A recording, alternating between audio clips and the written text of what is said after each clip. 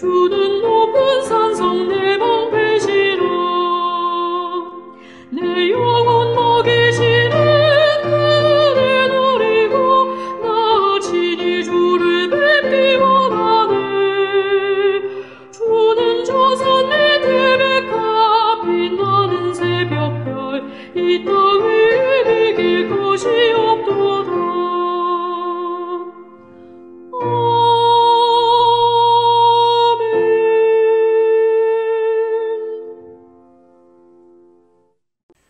오늘 우리에게 주신 하나님의 말씀은 신약 성경에서 봅니다.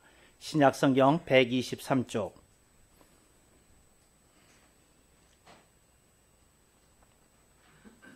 누가복음서 16장 19절로 26절 말씀을 장성 목사가 풀어서 번역한 연역본으로 봉독합니다. 여러분들은 필히 나중에 다른 성경과 대조해 보실 수 있기를 바랍니다. 봉독합니다. 한 어떤 부자가 있어 보라옷과 고운 베옷을 입고 날마다 호화로에 연락하는데 나사로라 이름한 한 거지가 헌대를 앓으며 그 부자의 대문에 누워 부자의 상에서 떨어지는 잔반으로 배채우려 하매 심지어 개들이 와서 그 헌대를 핥더라. 때가 이름에 그 거지가 죽어 천사들에게 받들려 아브라함의 품에 들어가고 그 부자도 죽어 장사되매 저가 음부에서 고통 중에 눈을 들어 저 멀리 아브라함과 그의 품에 있는 나사로를 보고 외쳐 이르되 아버지 아브라함이여 나를 긍휼히 여기사 나사로를 보내어 그 손가락 끝에 물을 찍어 내 혀를 서늘하게 하소서. 내가 이 불꽃 가운데서 고민하나이다. 아브라함이 가로되 예 너는 살았을 때 내 좋은 것을 받았고 나사로는 그의 나쁜 것을 받았으니 이것을 기억하라. 이제 그는 여기서 위로를 받고 너는 고민을 하느니라. 이뿐 아니라 너희와 우리 사이에 큰 구렁이 끼어 있어 여기서 너희에게 건너가고자 하되 갈 수 없고 거기서 우리에게 건너올 수도 없게 하였느니라. 아멘. 오늘 우리는 성령님 아래 성경 위에 하나님의 말씀을 듣기를 원합니다. 오늘 우리들이 주목할 설교 제목은 어떤 부자와 거지 나사로입니다. 먼저 시리즈로서 10번째 시간이 되겠습니다.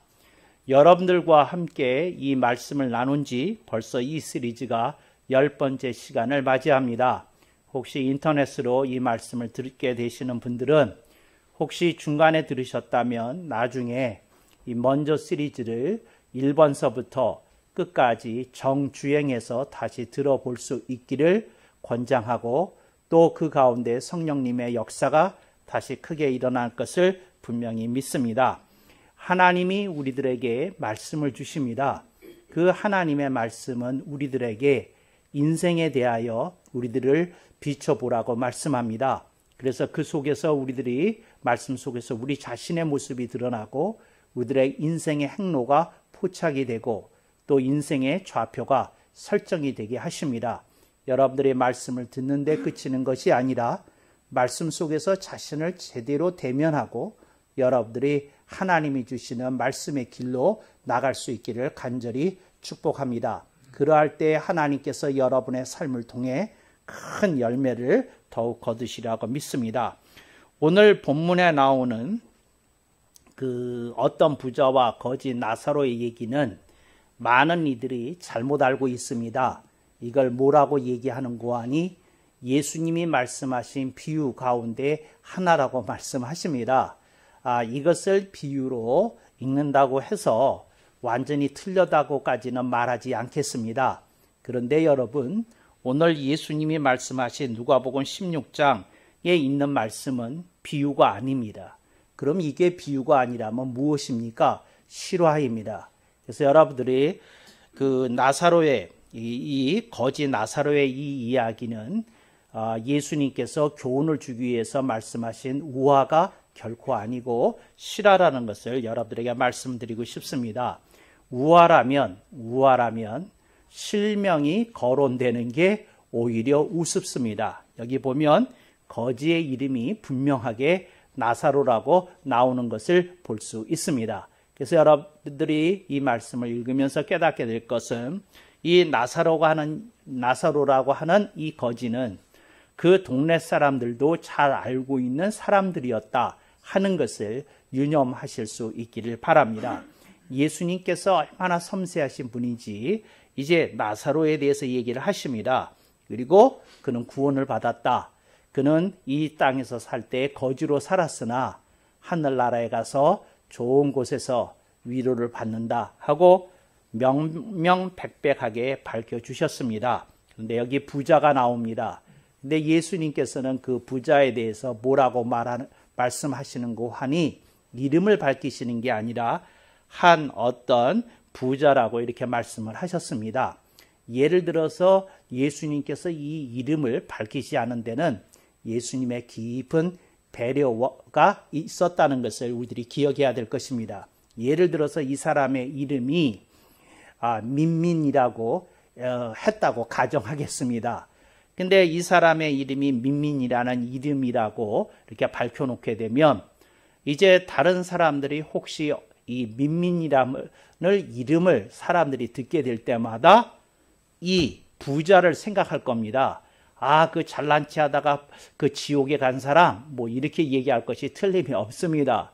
그래서 예수님께서는 이 당시의 사람들은 어떻게 했는고 하니 이렇게 사람들이 이름 리스트가 있었습니다. 이제 한국식으로 발음을 따라 이름을 짓는 게 아니고 이 서양에서는 이름을 어떻게, 중동에서는 어떻게 이름을 지었는고 하니 이름 리스트가 있어요. 그래서 그 이름 리스트 중에서 어떤 이름을 주로 골라서 장명을 하게 됩니다.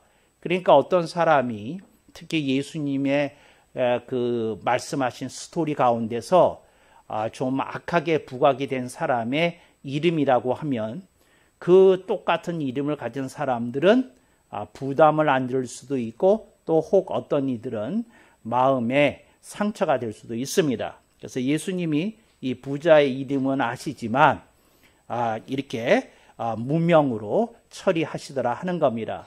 이걸 보면 예수님은 2000년 전에도 프라이버시를 굉장히 중요하게 여겼다 하는 것을 이 말씀을 통해서 확인하게 됩니다. 그래서 나사로는 구원받은 자이기에 실명 처리, 그 다음에 부자는 구원을 받지 못하기에 무명 처리 이렇게 했다 하는 것을 보겠습니다. 근데 이 부자가 굉장히 잘 살았습니다. 근데 본문에 보면 고운 옷을 입었다 이렇게 얘기를 합니다. 또 보라 옷을 입었다고 하는 것은 이 사람이 지체 높은 신분의 사람이라는 것을 보여줍니다. 그러니까 짐작컨대 부자이기도 하지만 공직에도 있었던 사람이 아닌가 하는 느낌을 보라 옷 속에서 받게 됩니다. 만약에 이 사람이 공직에 있었던 권력에 가까운 사람이 아니었으면 고운 배옷이라고 하는 표현만 사용했을 것입니다. 그래서 보라 옷은 권력의 상징이고 고운 배옷은 부의 상징인데 그는 둘을 다 누리는 사람이었다. 그래서 날마다 호화를 연락하는데 이 연락이라고 하는 말이 파티를 통해서 얻는 즐거움을 연락이라고 얘기합니다. 그래서 그런 사람들이 모여서 이렇게 뭐 음식을 먹고 술을 마시면서 즐겨하는 것을 이 사람이 굉장히 자주 이렇게 배설했다 하는 것을 우리들이 알 수 있습니다. 그랬는데 그 동네에 나사로라고 이름하는 거지가 있었다는 겁니다. 그래서 그 부잣집 앞에서 그가 이제 누워서 자기를 불쌍히 여기고 자기에게 이제 잔반이라도 주기를 기대했다 이렇게 얘기합니다. 21절 말씀 봅니다. 부자의 상에서 떨어지는 잔반으로 배 채우려 하매, 근데 이 잔반이라고 제가 번역을 한 것을 직역을 하게 되면 부스럭이라고 할 수 있습니다. 근데 그 부스럭이라고 하면 직역은 되지만 그 어감이 우리 한국 상황과 맞지 않기에 이렇게 왜 밥을 먹고 남는 음식들이 있잖아요. 그걸 이제 잔반이라고 그러는데 그 잔반이라고 하는 것이 이제 이해하기가 좋아서 제가 잔반으로 처리했습니다. 그래서 거기서 남는 걸 가지고 조금 자기에게 음식의 계평이라도 떨어질까 하여서 그가 그 앞에 있었습니다. 그러면 거지가 그 앞에 있으면 그 잔치집을 들락날락 하는 사람들의 기분이 상할 수 있으니까 이제 일찍 음식을 주기도 하고 또 얼른 음식을 줘서 문 앞에서 얼쩡이지 못하게 하는 조치를 취하니까 그가 그것에 있었다는 것입니다. 그런데 거지가 이제 옷 입은 것도 변만치 않고 자는 태도 험하고 그러다 보니까 군데군데 피부병이 있었겠죠. 또 다른 잔병도 있었을 것입니다. 그래서 그 피부가 찢겨지고 고름이 생기고 또 이렇게 이제 좀 이렇게 진액이 이렇게 흐르는 그곳을 21절에 보면 심지어 개들이 와서 그 헌대를 핥는 정도로 굉장히 불쌍한 사람이었다 그럽니다. 근데 이 두 사람이 죽었습니다. 죽은 다음에 그들이 이제 저승으로 이제 들어가게 되는데 우리나라 말에서 우리들이 살고 있는 이 세상은 이승이라고 부릅니다. 그리고 사람이 죽어서 가는 세상을 저승이라고 부릅니다. 그래서 제가 저승으로 가게 되었는데 거기 보니까 음부라는 말이 나오는 것을 볼 수 있습니다. 음부는 구원받지 못하는 자들이 가는 처소입니다.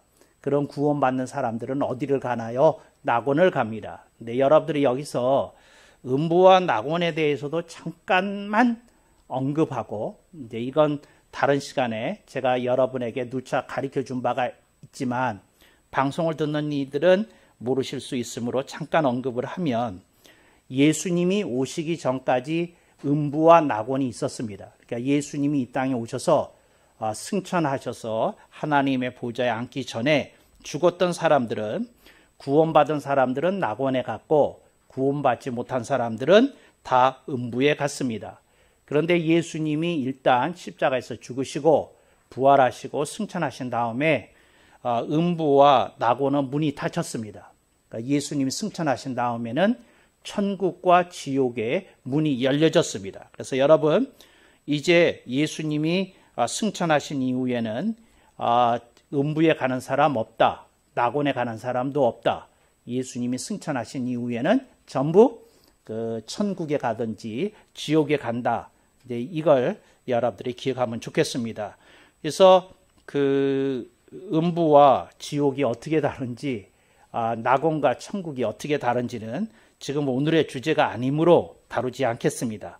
그러나 이제 그 단어가 나오므로 23절에 단어가 나오므로 잠깐 여러분들에게 해석을 해드렸다 하는 것을 볼 수 있기를 바랍니다.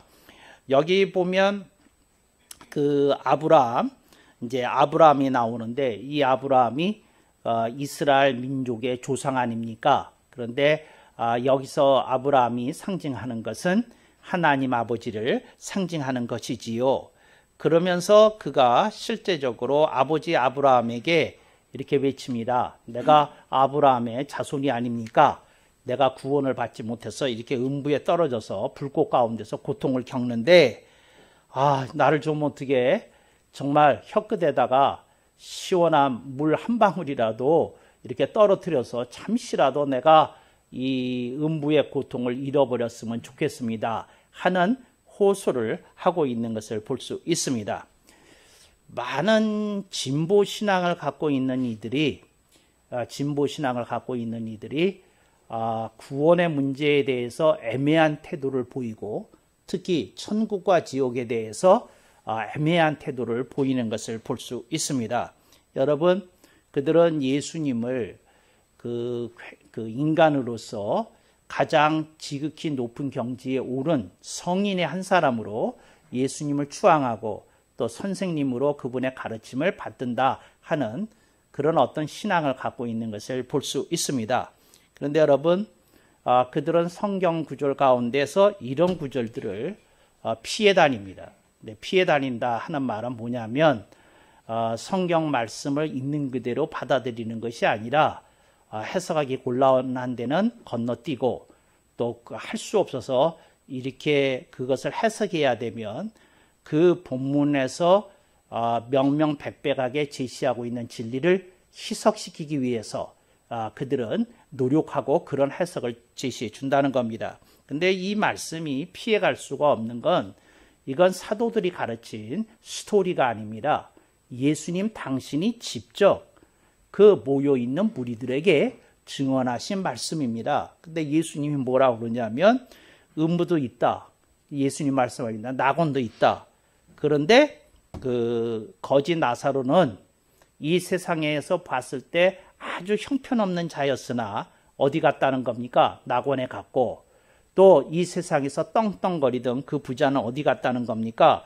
그 음부에 내려갔다는 겁니다. 이걸 대비를 이렇게 보여주시면서 주님이 말씀하시는 게 뭐냐면, 이 세상에서 아무리 떵떵거리고 지 잘난 체를 하고 했던 사람일지라도 다 어디로 간다는 겁니까? 다 하나님을, 예수님을 믿는 믿음에 의해서 구원을 받든지 못 받든지 하다는 것입니다. 제가 여러 사람들의 책을 읽지 않습니까? 그런데 조금 이렇게 신앙을 그 논리적으로 합리적으로 갖고 가기를 좋아하는 사람들이 있습니다. 이 사람들은 어떻게 해서든지 기독교의 진리 속에서 어떤 것을 너무 지나치게 붙들어서 거기에 함몰되면 안 되겠다는 그런 어떤 신앙적 자의식을 갖고 있습니다. 그래서 이 사람들은 끊임없이 성경 속에서 예수님이 구주요 주님이라는 얘기가 나오면 그걸 어떻게 해서든지 희석시켜서 예수님은 인간이 갈 수 있는 최고 꼭대기에 가신 성인이시다. 그리고 진리로 가는 길은 여럿이 있다. 그리고 예수님은 우리들이 본받아야 될 가르침을 주신 선생님이다. 우리는 그 가르침을 갖고 살면 사회적으로나 또 혹은 국제적으로나 또 인류 사회를 향해서나 우리가 빛을 발하고 빛과 소금의 역할을 할 수 있는 훌륭한 인간이 된다. 뭐 이제 이런 가르침에 자꾸 만족하려는 경향이 있다는 겁니다. 그래서 구원의 문제를 그들이 다루는 것을 굉장히 애매하게 이렇게 하는데, 오늘 본문에 있는 말씀을 보면 뭐냐면 어떤 사람이 인생이 성공을 거두었다는 겁니다. 근데 성공을 거두었는데, 그리고 그 사람이 이 세상에 사는 동안 부가 있으니까 늘 최고 의료진의 건강검진과 진료를 통해서 그가 죽는 날까지 거의 건강하게 살았다는 겁니다. 그리고 그가 그 보라옷이 상징하는 것처럼 권력도 있었고, 그가 고운 배옷이 상징하는 것처럼 부도 걸머진 사람이었기에 남부럽지 않은 인생을 살았다는 겁니다. 오늘 여러분들이 제가 먼저 시리즈를 10번을 하는데, 지난주에 제가 어떤 인물을 거론했지 않습니까? 근데 그 거론했던 사람이 이 자기 동창회에 가서 자기 친구들 중에 예수 믿는 사람들 모아놓고 이렇게 했다고 그러는 거 기억하시죠? 야, 너희들 예수 믿는다고 그러지? 너희들 여기 장로도 있고, 여기 뭐 그 안수 집사도 있고, 집사도 있고, 또 뭐 더러는 목사님도 계시고 그러는데, 야, 목사님은 성직자이니까 빼고 우리 평신도인 너희들하고 나하고 그 거의 같은 레벨이 아니냐? 우리가 또 같은 고등학교도 다녔고 같은 또래가 아니냐? 그러면서 이 사람이 질러대는 말이, 내가 너희보다 돈 더 많이 벌어. 예수 안 믿는데. 내가 예수 안 믿는데 너희보다 더 건강해. 내가 예수 안 믿는데 사회적으로는 존경을 더 받아. 왜? 내가 삼성그룹에서 잘 나가는 사장단의 한 사람이잖아. 이제 예를 들자면 이런 식으로 얘기를 했다는 겁니다. 근데 여러분이 이 얘기를 했을 때 제가 그 사람을 만나고 싶어 했다고 그랬잖아요. 그 전해준 분한테 좀 다릴라서 그분 좀 내가 차 한잔 대접하든지 좀 만나자고 그렇게 얘기를 했어요. 뭐 밥까지는 그분하고 먹을 사이는 아닌 것 같고 차라 좀 마시게 해주면 차값은 내가 내겠다. 그래서 제가 만났다고 말씀을 드렸지 않습니까? 그럴 때 그분이 한 얘기, 이 세 가지를 들었잖아요. 그러니까 여러분들은 이렇게 생각했을 거예요. 우리 목사님 성질 한번 나오셨다. 이게 분기 탱천하셔서 만나려고 그러셨을 것이다. 이렇게 생각했잖아. 양심적으로. 그랬죠? 근데 아니야. 난 그 얘기를 듣고 감동을 먹었어요. 그 사람이, 예수 믿는 사람이 그렇게 한 거고 감동을 먹었어. 제가 무슨 느낌을 받았느냐 하면, 이 사람 혹시 서울대 철학과 출신 아니야? 이렇게 생각한 거예요.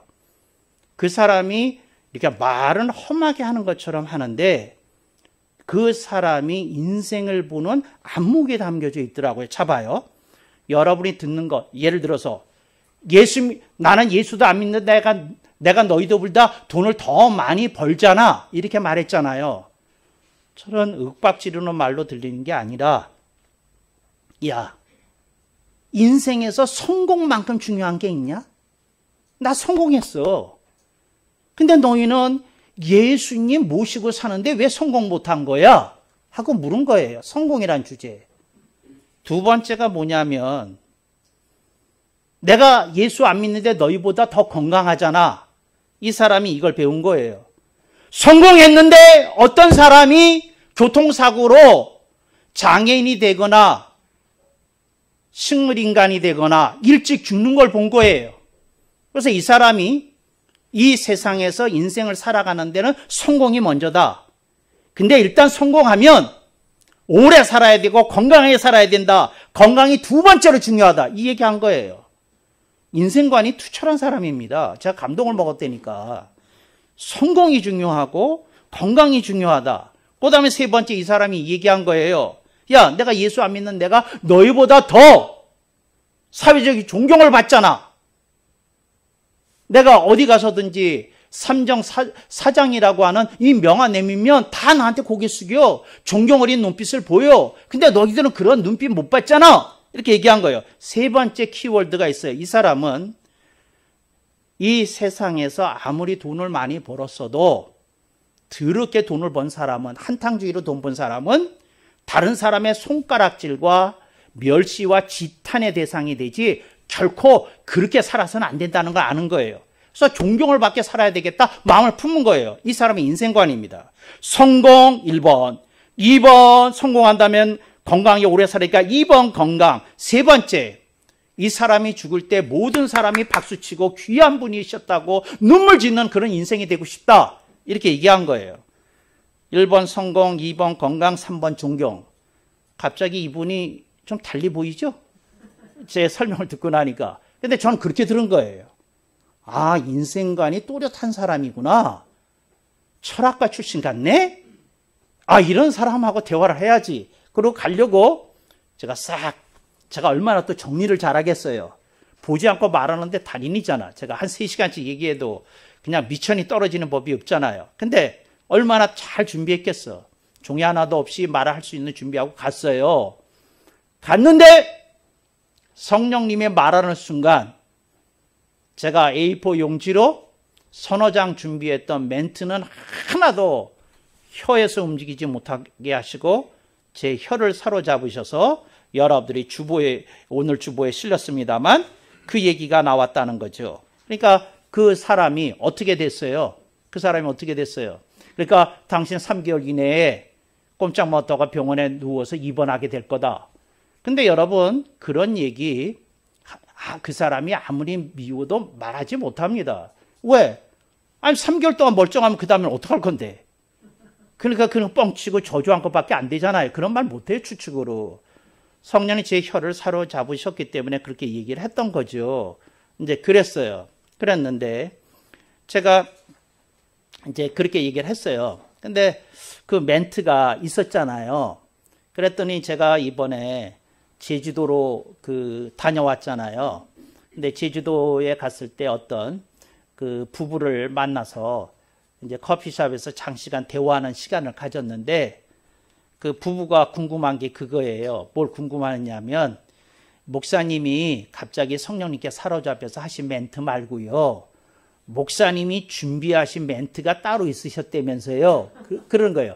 그게 뭐였어요? 하고 그걸 궁금해 하더라고요. 그래서 제가 하는 말이 먼저 시리즈를 꾸준히 들으시면 이제 그게 나올 겁니다. 근데 오늘 이제 그 얘기를 하려고 그래요. 참 여러분들은 설교를 이상하게 들어. 이제 설교를 하면 그 중요한 내용을 들으셔야지 뭐 말씀하시려다가 말씀 안 하셨다 그러면 그런 거나 이렇게 써가지고 궁금증을 표하고 뭐 이러시는데 제가 뭐 가르쳐 드리기는 하겠습니다만 조금 설교에 그 선포된 메시지의 핵심 포인트에 여러분들이 좀 더 주목하면 좋지 않을까 이렇게 생각이 됩니다. 제가 준비했던 멘트는 이거예요. 그 사람하고 대화할 때 이제 제 A4 용지로 서너 장에 있었던 얘기를 하나 하면, 대학에서 혹시 철학 전공하셨어요? 느낌이 서울대 철학과 출신 같은데 그랬어요. 그래서 왜 그런 느낌을 받으셨습니까? 하고 물어보면 제가 말하기를, 당신의 인생의 철학이 그 말 속에 있던데요. 내가 돈을 더 많이 벌고 성공이 중요하다. 내가 너희들보다 더 많이 건강하고 성공 다음에는 건강이다.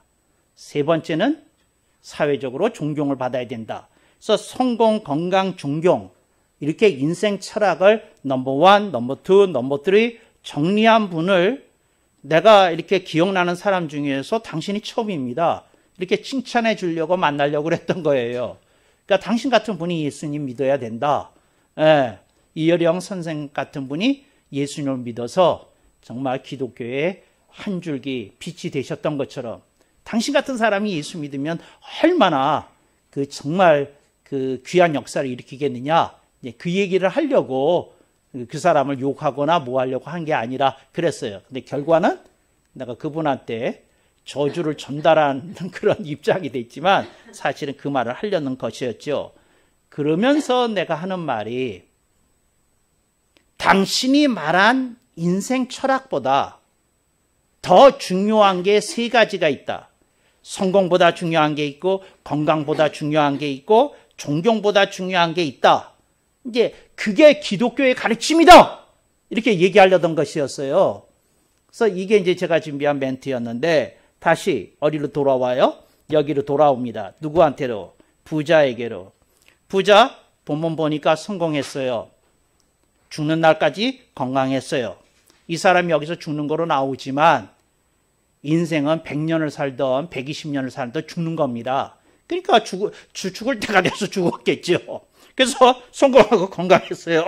그리고 이 부자 존경받았어요. 여러분 이렇게 생각해 보면 됩니다. 부자의 장례식과 거지 나사로의 장례식을 한번 대비해 보세요. 저쪽에는 얼마나 많은 조문객이 왔겠어. 이 사람과 함께 사업하는 사람은 다 왔을 거예요. 이 사람의 권력에 도움을 받았던 사람 거의 다 왔을 거예요. 그렇지 않았겠어요? 이 사람의 친인척은 또 얼마나 또 많았겠어요. 또 다 왔을 거예요. 제가 주변에 보니까 사람이 돈이 있어야 주변에 친인척도 모이더라고.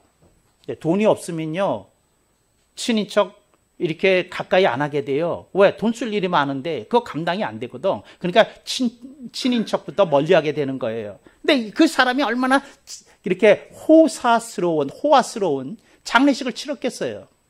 여러분, 거지 나사로 죽었다는데 저는 그것도 의문스러워요. 뭐가 의문스러우냐면 무덤이라도 들어갔는지 의문스러워요. 왜? 여러분, 그 무덤을 두고 장례를 치르려고 하면 돈이 들어가잖아요. 근데 그 돈을 거지를 위해서 누가 그 무덤을 사주겠어요? 거지를 위해서 누가 장례를 치르자고 하겠어요? 이건 뭐 어떻게 죽었는지 어떻게 묻혔는지도 알 수 없는 장례식을 치렀을 거 아닙니까? 근데 지금 역전이 돼서 천국에 보니까 완전 판이 달라졌잖아요. 근데 이걸 주님께서는 우리들에게 말씀하시는 겁니다. 뭐가 말씀하시는고 하니? 어떤 부자에게 없는 것이 거지 나사로에게 있었다. 이 얘기한 겁니다. 바로 이 얘기를 진보신앙은 안 하는 겁니다. 뭐가 있었을까요? 믿음이 있었다는 거예요. 하나님 아버지를 믿는 믿음, 제사를 믿는 믿음.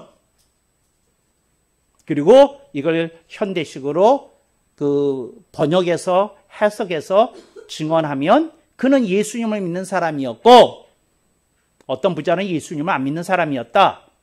심플하게 표현하면 그런 거예요.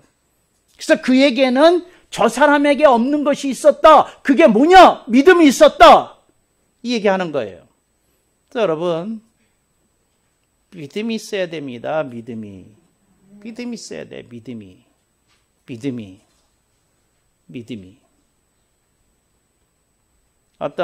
제가 한번 얘기했나요?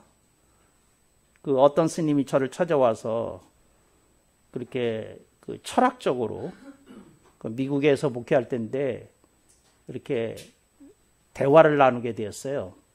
이분이 날카롭게 여러 가지 얘기를 하는데 이렇게 불교 철학에 조예가 깊으신 분이 왜 기독교에 아직까지 몸을 담고 계십니까? 선방에 가셔서 우리를 가르쳐 주셔야죠. 이딴 소리 했다니까. 그래서 제가 딱 한마디 했어요. 죽음이 있기 때문입니다. 그게 무슨 말입니까? 그 경지에 가셨는데 죽음이 들었습니까? 아닙니다. 기독교에만 생명이 있기 때문입니다. 여러분, 기독교에만 생명이 있어. 미안해. 다른 종교를 믿는 분들한테 미안해요. 당신들에게 위대한 철학이 있어. 맞아. 당신이 믿는 종교는 위대한 종교야. 맞아. 당신이 믿는 종교는 위대한 문화까지 가졌어. 맞아. 당신이 믿는 종교는 위대한 인물들을 배출했어. 맞아. 다 맞아. 위대한 종교, 위대한 철학, 위대한 문화, 위대한 인물 다 맞아. 근데 내가 보니까 생명이 없어. 생명이. 예수님이 지금 그 말씀하시는 거예요. 거지 나사로는 생명을 얻었다. 그러나 어떤 부자에게는 생명이 없었다. 끝장나는 거죠. 끝장나는 거예요. 끝장나는 거. 저는 죽어가는 사람을 하여튼 그 전도사 시절에 몇백 명을 본 것 같아요. 근데 그 수백 명을 봤는데 그 사람이 예수를 믿던 믿지 않던 거쳐가는 과정이 있더라고. 그래서 여러분들도 이걸 잘 들으셔요. 당신이 예수님을 믿는 그 믿음이 확실하지 않으면 이 숨돌이가 마지막 숨돌이가 시작이 될 때 당신의 정체가 드러나. 마지막 숨은 뭐냐면요. 탁 하고 걸리면 난 죽어가는 사람 봐서 알아. 탁 하고 걸리면 이제 몸이 이 사람한테 얘기해. 이제 당신의 마지막 숨돌이가 시작이 되었습니다. 그러니까 뭐냐면 그 숨이 코와 입으로 들어와서 온 몸을 한 바퀴 돌아요. 그러니까 발끝까지 돌아. 그래서 확 돌다가 심장에 와서 마지막 수명이 이렇게 돌아가고 그 다음에 이것이 폐를 통해서 기도를 통해서 콧구멍이나 입으로 나오면 죽어. 그러니까 이게 숨이 있어, 숨. 그러니까 마치 뭐와 같으냐면 마중물이 들어가야 펌프질이 되는 것처럼 여러분이 이렇게 숨 쉬는 건 숨을 돌리는 마중숨이 있어. 근데 이 마중숨이 마지막에 탁 하고 오면 본인이 알아. 아, 나는 이제 죽는구나. 요거 한 바퀴 돌면 죽는구나 그래. 그런데 그러니까 누구든지 알아. 죽는 순간 이게 마지막 숨이네 알아. 근데 그런 순간 예수님을 진짜로 믿지 않는 사람은 안 죽으려고 그래. 안 죽으려고 그래. 그러니까 진짜로 예수님 믿어본 일이 없어. 안 죽으려고 그래. 안 죽으려고. 안 죽으려고 그래. 안 죽으려고. 안 죽을. 왜? 죽으면 지옥 간다는 그 순간 확인이 된 거야. 본인이. 막 이런다니까. 장로라는 분들이 이러는 건 나 봤어. 목사도 봤고. 안 죽으려고 그래. 안 죽으려고 그래. 안 죽으려고 그래. 그 숨이 왔는데 안 죽으려고 그래. 안 죽으려고 그래. 제가요. 사탕이라는 거 있잖아요. 조금 숨 쉬고 가자고요. 좀 재밌을까? 좀 회상한 얘기일까? 그 얘기 하나 하자고요. 사탕이라는 게 있어요. 뱀을 끓여서 약으로 먹는 걸 사탕이라고 그래. 뱀사자, 국탕자, 뱀국이야. 근데 그걸 사탕이라고 그래. 그런데 사탕을 많이 드셨던 분들은 내가 보니까 얼굴이 뱀하고 비슷하게 변해. 그리고 못 죽어. 쉽게. 못 죽어. 그러니까 내가 그래서 알았다니까. 한국 사람 중에 유난히 마지막 숨이 왔는데 하루 종일 살아있는 거야. 나는 이게 알겠거든. 마지막 숨이 걸렸네. 그런데, 이러는데, 그냥 하루 종일 반나절 이상 살아있어. 그래서 내가 느낌이 이상해서 물어봤다니까. 혹시 사탕을 많이 드신 분이시냐고. 그랬더니 사탕을 여름만 되면 드신 분이었대. 여러분들 중에 이제 그 사탕 드신 분 큰일 났어. 그냥 숨이 안 넘어가. 그 뱀의 기운이 있는지 뭔지 하여튼 막 그래. 근데 그 숨이 걸렸는데 그거 안 죽겠다고 막 그러는 거야. 그래서 나는 이런 거죠. 모멘트 오브 트루th. 진실의 순간이야. 마지막 숨이 걸리면 알아. 여러분 떠들 거 없어. 둘 중에 하나야. 모든 영혼은 구원받은 영혼과 구원받지 않은 영혼이 있어. 당신 마지막 숨이 걸리면 당신 알아. 당신 몸이 말해. 그리고 몸이 뭐라고 말하냐면 주인님 지금 죽으면 큰일 나요. 지옥 가요 하고 가르쳐줘. 그러니까 몸부림치는 거야. 여러분들이 예수님을 진짜로 믿어야 돼. 철학이 무슨 소용이 있어? 철학이. 다른 지대에 무슨 소용이 있어? 아무 소용없어. 학식이 무슨 소용이 있어? 재산이 무슨 소용이 있어? 아무것도 소용없어. 아무것도 못 갖고 가. 믿음만 갖고 가, 믿음만. 지금 예수님 그 말씀하신 거예요. 그 말씀만. 여러분들이 구원에 대한 신앙을 갖지 않으면 당신 인생 꽝이야, 비참해. 여러분들이 예수님을 믿는 그 신앙 속에 딱 서야지. 그거 안 쓰면 안 되니까. 내가 아까 그 스님한테 그 얘기하면서 그런 얘기를 했어요. 죽어보면 압니다. 마지막 숨이 걸리면 압니다. 내가 어디 가는지 압니다. 내가 어디 가는지 압니다. 여러분, 인생의 눈이 떠야져야 돼. 깨달아야 돼. 그리고 여러분이 삶 속에서 뭐가 중요한지를 알아야 돼. 뭐가 중요한지를.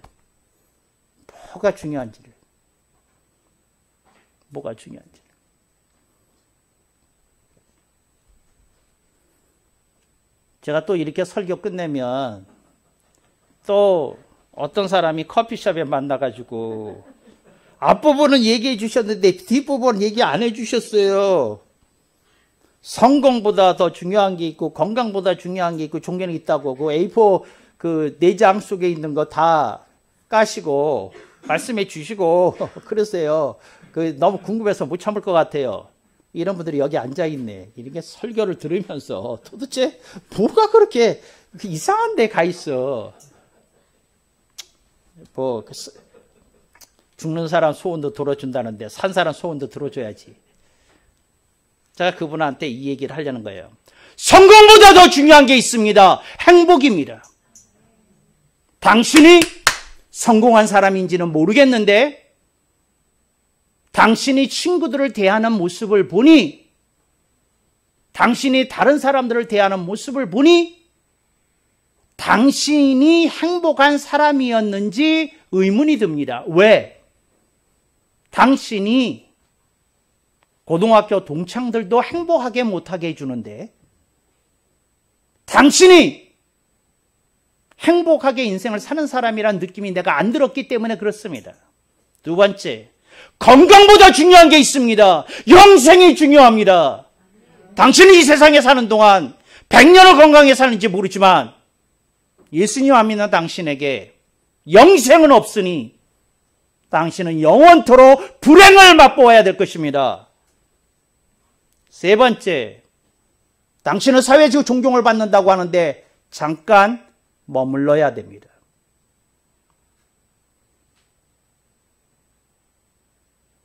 사후평이라는 게 있습니다. 죽은 다음에 당신에 가까웠던 사람들이 당신에 대해서 뭐라고 얘기하는지 들어봐야 됩니다. 들어봐야 돼. 당신이 살아있는 동안 당신 권력 때문에 말 못했을 수 있습니다. 당신이 살아있는 동안 당신이 갖고 있는 재산 때문에 말 못했을 수 있습니다.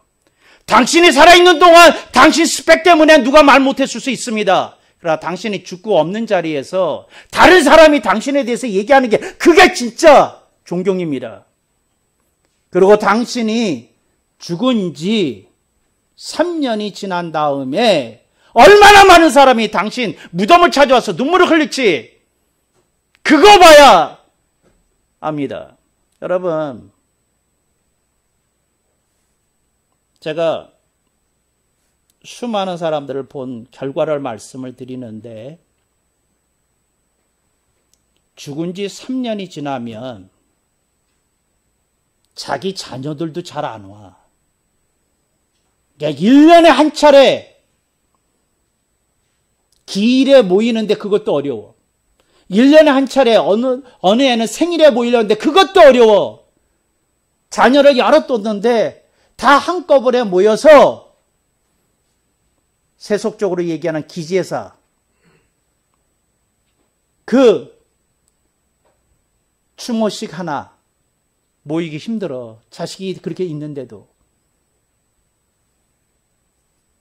제가 가서 수많은 추모 예배도 드리고 추모식도 하고 그러니까 알 거 아니에요. 아니야, 자식들도 안 와. 3년 지나면. 그리고 그 무덤 앞에서 보이는데 끝나면 즉시 웃어. 제가 돌아가신 아버지 앞에 있는 거 아니야. 말하자면. 즉시 웃어. 낄낄대고 웃고 뭐 농담도 치고 뭐하고 그러고 그 손주들은 철없이 빨리 내려가자 그러고 뭐 화장실 급하다는 소리나 하고 뭐 내 별소리 다 들어요. 경건하게 고인을 추모 빨리 끝내고 화장실 내려가고 빨리 가서 밥 먹고 빨리 집에 가자는 것이 대세야. 진짜 거기서 무덤 앞에서 살아계셨으면 너무 좋았잖아요. 지금도 너무 그립네요. 가슴이 아프네요. 제가 자꾸 생각이 날 때마다 제가 좀 못해드린 게 자꾸 생각나서 복받치게 되네요. 막 엉엉 우는 사람 별로 없어. 모든 무덤 앞에는 이렇게 패를 써야 돼. 잊혀진 사람. 잊혀진 사람이야.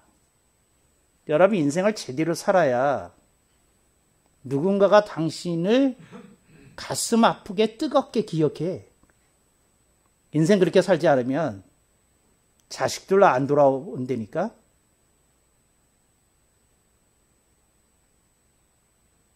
어떤 분이 자녀들 때문에 속이 굉장히 상했어. 그래가지고 유언을 남겼어. 무슨 유언을 남겼느냐면 무덤 만들지 마라. 나는 훨훨 세상을 날아다니고 싶으니 가루로 빻아서 바다에 일부 뿌리고 산에서 바람이 좀 부는 날 이 재를 바람에 날려다오. 나한테 상담이 왔어. 목사님, 저희가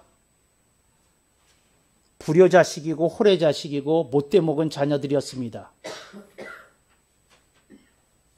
마지막 유언이 이거라고 하니 이거라도 지켜드리려고 합니다. 그래서 하고 나한테 상담하는 게 그게 뭔 소리야? 그게 뭔 소리야? 너희들을 무덤에서라도 자주 보고 싶은데 안 올 것 같으니까 그렇게 말한 거지. 진짜로 무덤 쓰지 말라는 말로 듣냐 이 호래 자식들아. 내가 이렇게 소리 쳤다니까. 호래 자식의 특징이 있어요. 듣지 말아야 될 유언은 잘도 지켜. 지켜야 될 유언은 하나도 안 지키고. 그걸 말이라고 하냐?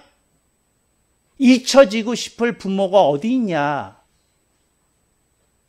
기억해 주면 좋겠는데 기억하지 않을 것 같으니까 그 말을 했지. 얘기했어요. 나간 사람들이 어떻게 했는 줄 알아요? 지들끼리 모여서 커피숍에서 나하고 상담원 나와서 커피숍에 가서 따로 이렇게 형제 회의를 했어요. 그리고 목사님 죄송합니다. 고인의 유지를 받들겠습니다. 그 부도만 안 썼어. 근데 이게 인생이야. 죽은 다음에 당신에 대한 진짜 평이 나와. 죽은 다음에. 세월 지난 다음에 나와. 예수님 그 말씀하신 거예요.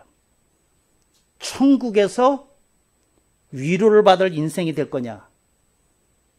천국에서 불쌍한 인생이 될 거냐? 살피라는 거예요.